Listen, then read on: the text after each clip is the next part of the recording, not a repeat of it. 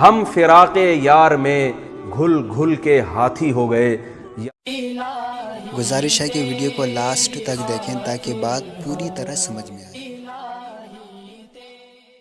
شاعری میں مبالغہ نہ ہو تو شاعری بنتی نہیں ہے. ستارے توڑ کے لے آؤں گا محبوبہ کے لیے, آسمان توڑ کے لے آؤں گا. وہ اپنے گھر کے دریچوں سے بڑا اچھے شاعر ہیں وہ, ایسے نہیں ہیں لیکن شعر دیکھو. وہ شاعر جنہوں نے یہ کہا ہے نا وہ بڑے اچھے آدمی ہیں, میں جانتا ہوں ان کو, لیکن ان کا شعر, وہ تو شعر تو سبھی ایک جیسے ہوتے ہیں. وہ اپنے گھر کے دریچوں سے جھانکتا کم ہے, محبوبہ کے بارے میں کہہ رہے ہیں. دریچہ کہتے ہیں کھڑکی کو. وہ اپنے گھر کے دریچوں سے جھانکتا کم ہے, تعلقات تو اب بھی ہیں, رابطہ کم ہے. بھائی تعلق تو دل کے تعلق کا نام ہے نا, لیکن جو کھڑکی سے جھانکنے کی وجہ سے جو رابطہ تھا, کنیکشن تھا, وہ آج کل کیا ہوا ہوا ہے, ڈسکنیکٹ ہوا ہوا ہے. اللہ کا واسطہ, یہ خطاب میں اپنے آپ سے بھی کر رہا ہوں اور آپ سے بھی. دیکھو اسلام کی جو بنیادی چیزیں, اسلام خدا کی قسم بہت حسین مذہب ہے, بہت خوبصورت مذہب ہے. اس مذہب کو مسلمان اور جاہل مولوی بدنام کر رہے ہیں. کسی شاعر نے کہا ہے خرابی دین کی ان تین سے, ہے خرابی دین کی ان تین سے, شاہ ظالم, پیر جاہل, مولوی بے دین سے. تین طبقہ, حکومت ظالم آ جائے, نام اسلام کا ہو, ملک اسلامی ہو, تو حکومت ہی لوگوں کو بگاڑ دیتی ہے. پوری دنیا میں اسلام بدنام ہوتا ہے کہ مسلم کنٹری کے آئے ہوئے لوگ کیا ہیں, کرپٹ.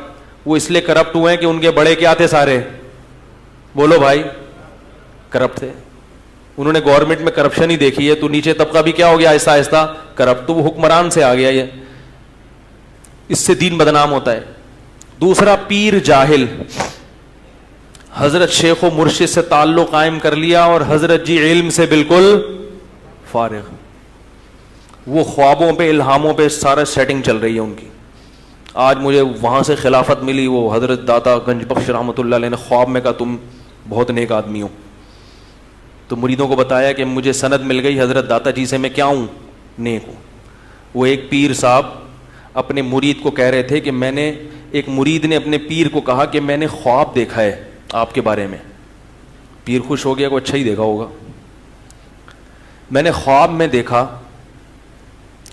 کہ آپ کی جو 10 انگلیاں تھیں نا, نہیں خواب میں نے کیا دیکھا, وہ خواب ہی بھول گیا میں, ذہن سے نکل گیا, پرانا ہو گیا نا. ٹھیک, ہاں میں نے خواب میں دیکھا کہ آپ کی 10 انگلیاں جو, آپ کی 10 انگلیاں جو ہے وہ اس میں ہیں, گھی میں ہیں, اور میری انگلیاں گندگی میں, نجاست میں.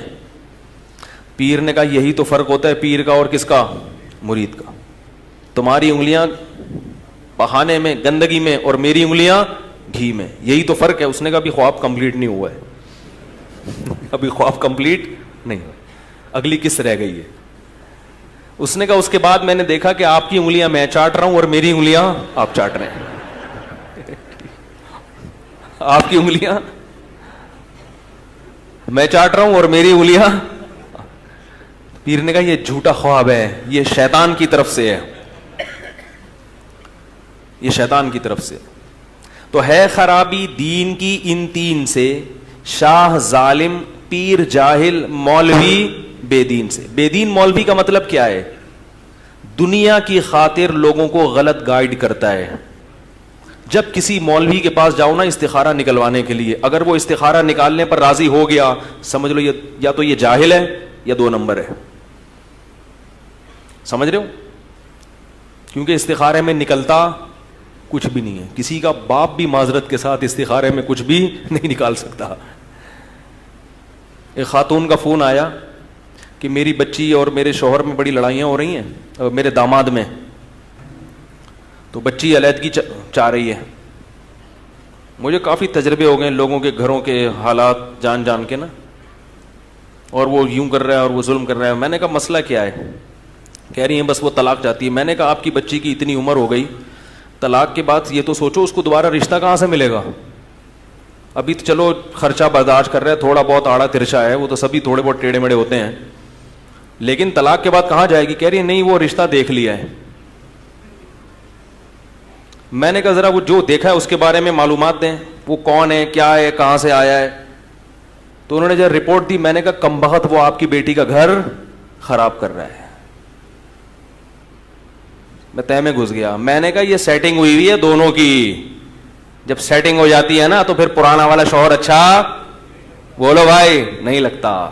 میں نے کہا اس منحوس کو گھر سے نکالو, یہ جو آیا ہوا ہے نا سانپ بن کے آپ کے گھر میں, روحانی, ٹھیک ہے, دین کے نام پہ گھسا ہوا تھا ان کے گھر میں اور حدیثیں سنا کے جاتا ہے روزانہ. وہ گھر والے بڑے متاثر ہیں, بہت نیک صاحب ہیں جو روزانہ قرآن و سنت کی بات کرتے ہیں. بڑے بڑے اللہ معاف فرمائے حرام خور ہم نے دنیا میں دیکھے ہیں, اسی سے لگتا ہے شاید ہم جنت میں چلے جائیں.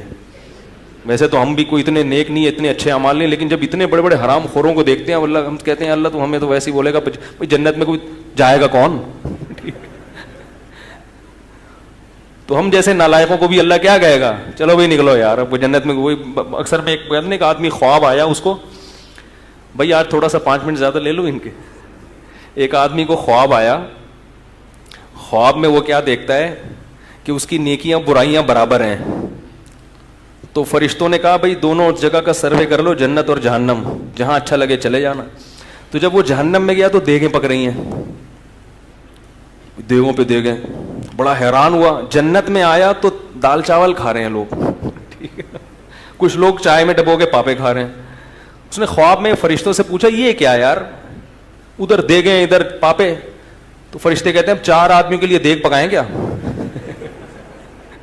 اس 4 میں ایک توصیف الرحمان, ایک انجینئر ہے, 2-4 آدمی اور ایک غامدی صاحب ہیں, پروفیسر غامدی. یہ 3-4 آدمی ہیں جو اپنے علاوہ کسی کو بھی درست نہیں سمجھتے. تو یہ 3-4 آدمی جنت میں گئے ہیں, تو اب ان کے لیے کیا ہے, کیا دیگ اور کیا دودھ کی نہریں, ٹھیک ہے. ہم نے فرشتوں سے بول دیا ہے چائے پاپوں کا انتظام کر دو.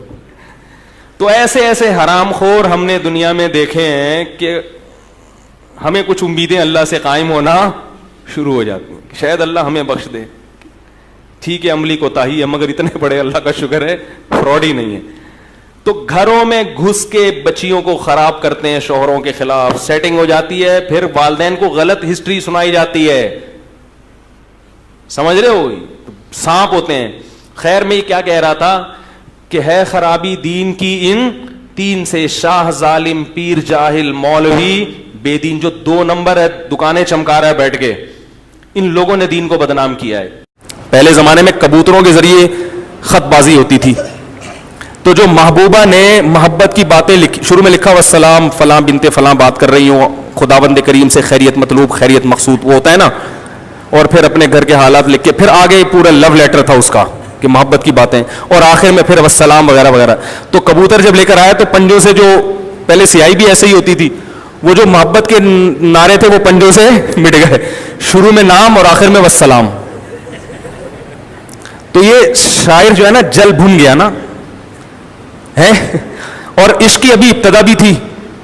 تو اس نے شعر کہا ابتدائے عشق میں دل ہوا یوں خراب آدھا, کہ جیسے سیخ پہ چڑھتے ہی جل جائے کباب آدھا. یہ پورا انجینئر پہ فٹ آ رہا ہے.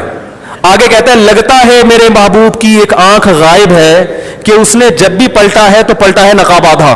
کھاتے نہیں ہے بلکہ اللہ کی محبت میں, بولو نا بھائی, یہاں کا نہیں پتا, پاکستان میں اللہ کی محبت میں کھانے کا رواج بہت ہے.